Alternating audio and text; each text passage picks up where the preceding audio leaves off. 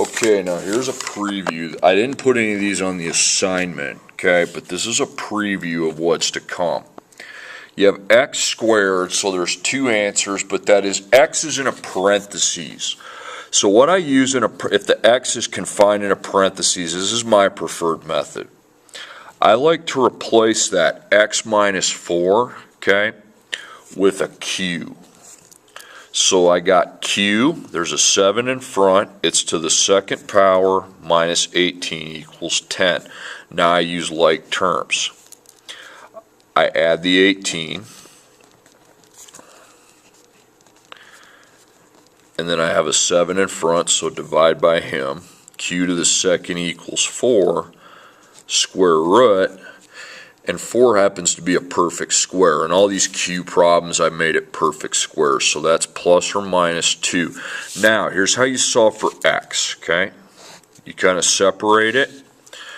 Q is actually x minus 4, so since I have plus or negative 2, one equation I have equal to 2, and the other's negative 2. So I'm going to bring in the x minus 4.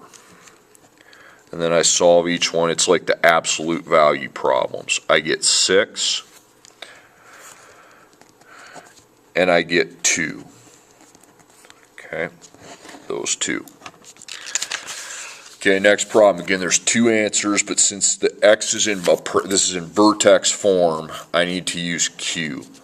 Okay, so 4q second power equals 100. There's nothing we'd have to add or subtract, but that 4 I need to divide by him. Q to the second equals 25, and then I square root both sides.